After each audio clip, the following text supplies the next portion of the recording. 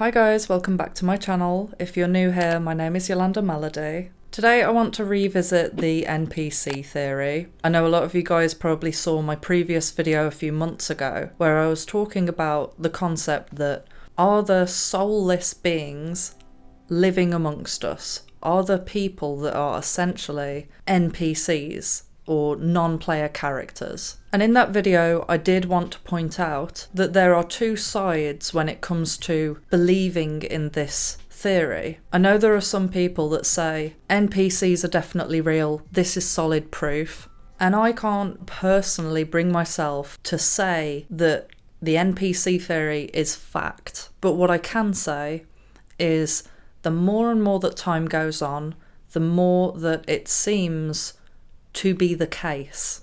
But I just want to reiterate in this video that if everyone was to adopt this belief, it could really backfire if people aren't careful with this information. I made a few points in my last video about how believing that some people are NPCs can actually immediately cause you to dehumanize other people, or you could also get yourself into the trap of deciding that anybody that you don't like is an NPC. But on the flip side of that, I've been having some very abstract thoughts recently, and I haven't heard anybody else say what I'm about to say.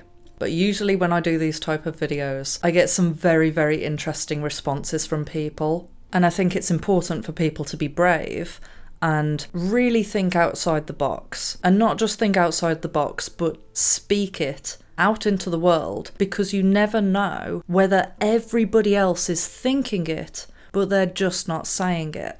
One of these thoughts is that with the theory of NPCs, also known as background people, soulless beings, that these people are put on Earth and placed in our reality to test us.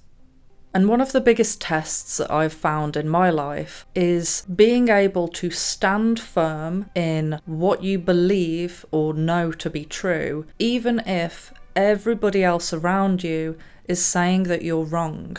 And I've experienced this over and over and over and over and over again in my life, on a mini scale and on a macro scale. And the weird thing is, a lot of you guys, if not most of you, have also had this experience, where you've been the only one that's thinking outside the box, but the mass opinion around you, all the people around you are saying, no, no, no, you're wrong, which causes you to doubt yourself.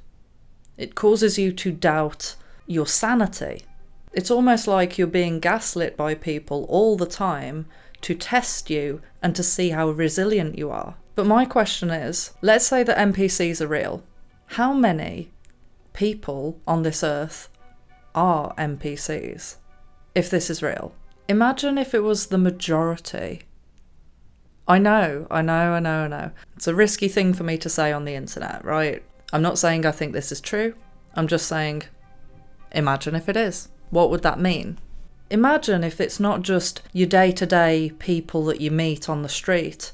Imagine if they could also be celebrities. What about YouTubers? I'm not pointing the finger at anyone in particular. This isn't me trying to hate on people. The reason why I mention this is because a lot of people are falling into the trap of idol worship because of celebrity culture and influencer culture. And I personally watch a lot of people on YouTube because they either inspire me or I love the way that they deliver information. There's various reasons, but there are so many people out there now that watch influencers purely based on idol worship. And this often happens unintentionally, and if it's not checked, it can have a huge effect on your self-esteem, the way that you see yourself. But when I thought the other day, what if some of these people are non-player characters? I thought, yeah, imagine if you are a person that has a soul, you are a deep thinker, you've got an innate purpose, like a big purpose in this world, and somehow you've fallen into the trap of watching some influencer that's talking about generic things, or, you know, they could be encouraging you to wear sunscreen, wear a mask, support climate change, but in actual fact they are just an NPC trying to gaslight you. And there's hundreds of them, thousands even. This could be a possibility. And when you think about it like that, if you are putting people on a pedestal and you're subconsciously thinking that you are below this person, maybe you think you're below them because they're more successful monetarily or they've got a massive following, but it could be that they're not even a real person, so to speak. Yeah, I know there's going to be some people saying that I'm crazy in the comments. I'm not professing this to be true, as I've said before, but I'm going to put this out there that it's a possibility. Now, another thing that I want to discuss, which I literally just thought of this for myself. No one prompted me with this idea, but you know how it says in the Bible that only 144,000 people will be saved? It says this in Revelations, I believe. A lot of people would read that and think, wow, that is so unfair. There's supposed to be 6 or 7 billion people in this world, and in the Bible it says that only 144,000 are gonna get through. A lot of people would look at themselves and think, well, what's the chances of it being me? Well, what if there's only 144,000 souls that exist, full stop? Could that be possible? Comment down below if you've had this thought. Because what I found strange was that this just popped into my head, and then the other day I was watching another YouTuber talking about this, and she said exactly the same thing. So this is a thing. People think this. This also led me on to thinking a lot about how strange it is that there are 7 billion people on this world. It seems like an enormous number of people, an enormous number of souls. And I thought to myself, if you think about various species of animal, I'm sure that there are not 7 billion or even 1 billion of each species on the earth. There seems to be a huge amount of people against the ratio of animals, birds. So I went on Google and I asked Siri how many cats are on the earth. Just out of curiosity. And it gave me an answer that there is only 600 million. Supposedly. So then I asked, how many dogs are in the world? And it said the exact same number, 600 million. Now, first off, this is complete BS, and I'll tell you why. It's because there is no way for us to calculate this. Cats and dogs are reproducing and dying, and we're not able to keep track of that. We're able to keep track of humans because we all have a birth certificate and we're all tracked like cattle, but when it comes to animals, there is no way for them to come up with this figure, so it's just a wild guess.